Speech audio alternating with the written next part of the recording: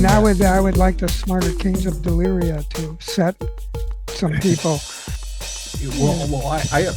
I mean, those songs like "Live Free" or "Dye Your Hair Blue" are such like earworms. I mean, I listen to them pretty regularly. You know, I've got them on repeat, and so I really like that album a lot. It's got. Welcome. Come right in.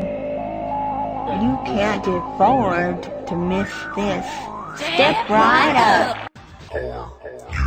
Sirius. Cyberpunks, mutants, mondoids, and others come to the Gulf of Deliria at Gray Area in San Francisco for a crazy night of cyberculture flashbacks and flash forwards with Sirius and Phriendz, Mark Pauline, Rudy Rucker, and many, many others.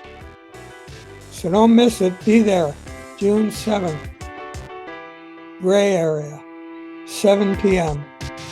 See you there.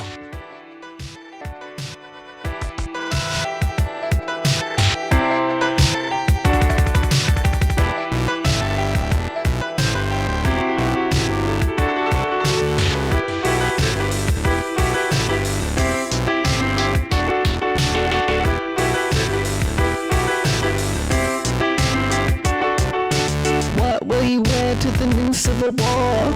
You feel do you have Who's gonna be your new typical? You feel do you have Did you beat the militias to the gun store? You feel do you have What will you add to the new civil war? You feel do you have Will it be televised that you will arrive? What will you add to the new civil war? Will it be tearful, fearful, and more? You went to the new civil war. We got the bullets, we got the queens. And I wanted to ask you about how you sort of because you sing and you play the instruments, you kind of I don't. I sing. I sing okay. some of the songs. So how does that? Pizza T is the musician. Mm-hmm. So, but there's a lot of back and forth involved in the production process. So I'm like co-producer. I've only ever written one song for Party Dogs, 2 chords, romping through the jungle. But I get my hands dirty on every production in terms of intervening and so forth, with a few exceptions. Everybody's heard these songs. Like, you know, and it's just sort of, they epitomize a certain moment of where things felt new. And you know, I was really a little kid. But what were you, like, let's say 1977, what were you doing in 1977? 1977, I was just moving from Binghamton, New York to Niagara Falls. I'm not sure why we moved there, but I went with a friend of mine who was a guitar player who could play, basically he could play the Rolling Stones better than Ron Wood. Wow. Maybe not better than Keith Richards. Wow. And we learned their entire catalog. And that's where I opened up my vocal cords for the first time. Wow. I had done some recording before that. I'd had a song that was played on local radio in Binghamton. Wow. Cool. And it was okay, but I literally opened up my voice learning the full Rolling Stones catalog, and I knew that the voice had arrived when we played, what's that song? I Followed Her to the Station. That one. Yeah, Love in Vain. Yeah. After doing most of the song, and the neighbor knocked on the door and said, "We thought you were playing the album really loud." Oh my and then we gosh. realized it was actually you. How nice. So I cut my bones in terms of vocals on Yeah. singing like Jagger, uh, Nice. and then right around '77, that was. I mean, I was very much into punk, but my pal James JD, he really would only play Rolling Stones, Neil Young, and Bob Dylan, which I thought represented some kind of rock and roll paradigm for sure. That was pretty cool. A little bit of Bowie, Wow. and he was just getting into Elvis Costello.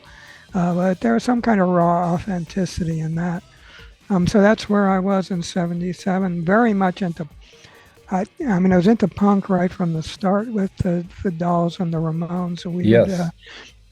We would travel 3 hours from Binghamton to New York to see the Dolls, and then later to see the Ramones and Patti Smith. And Wow. happened upon television, uh, saw Richard Hell just to get the magazine. Yeah. There was a stand that had all the cool magazines in Binghamton except punk. Wow. And we were like, order punk magazine, and they Yeah. kept on missing it. So we would actually go 3 hours just to go to the Village and buy punk magazine. And those were the days where you couldn't just get things online. And You then know, it was so special to get something then. and I was just reminded of how like Val Vale actually was in Blue Cheer, right? Oh yeah. And he put out what Seek and Destroy or something like that, or Search and Destroy, Search and which Destroy, became yeah. Research. Yeah. Research, yeah. Very big influence on Mondo 2000. Right, Research. yeah. And Yeah. I told you I got a phone call from his assistant Marion about so Oh yeah. he sent me one of the Burroughs interviews that he did. So I'm going to use Yeah. that in the That's so great. in the final version of Junk Merchants too, which you are in, and I'm see it's got a lot of alternative content as well as sort of remixes, Yeah. and Well, hooking up to rock and roll helps for sure. yes, I mean, Black Sabbath. That's a crowd pleaser.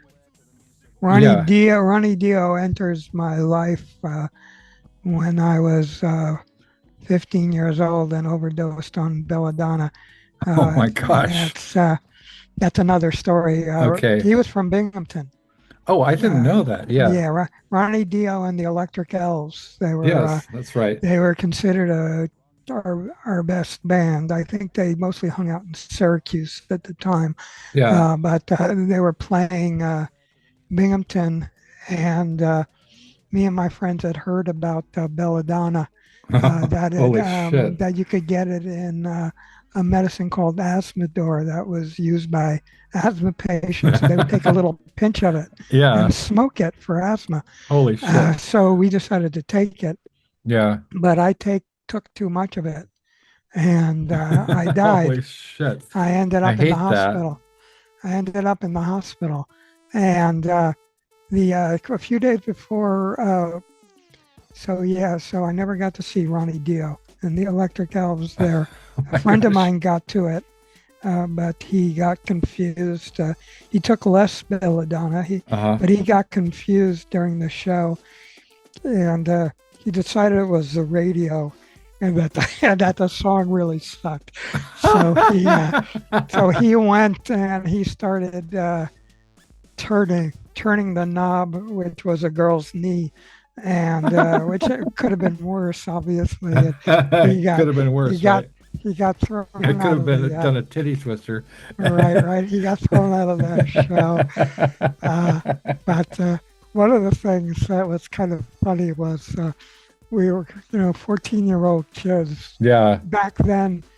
You didn't necessarily carry a real ID around with you. Right, It was much right. less paranoid time. right. But a friend of mine had found these things that were like, you could write your name and address and phone number Yeah, on a thing and sticking them in your wallet, Right. and they were blank. So we Holy shit. decided we would have fun writing names on them. So I wrote one of them said Frank Zappa, and the other one said Ho Chi Minh. So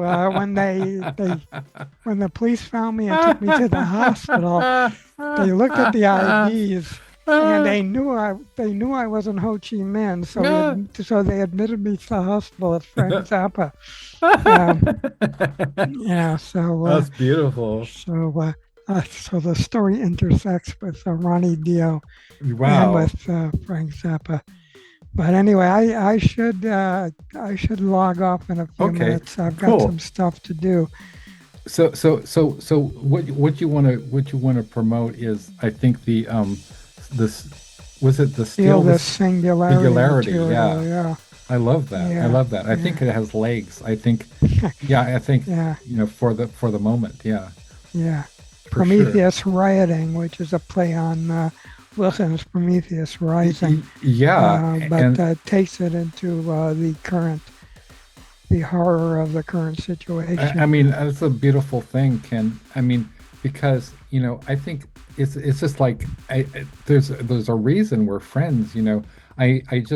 I remember when I discovered, his books, the Prometheus, Rising books, and those books, and Illuminatus trilogy. the Illuminatus trilogy. Yeah. I mean, they had a tremendous effect on me. I mean, to the point where he was one of the biggest influences on me, and so to the point where Akashic Shotgun is basically like cosmic trigger. It's my own cosmic trigger. So he opened my mind to some possibilities.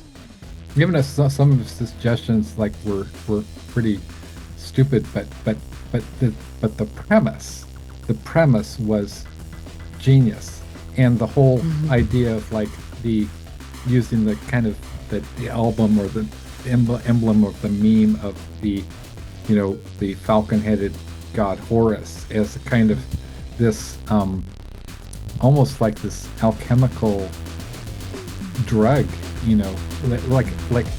like Wilson was kind of a drug. Also, one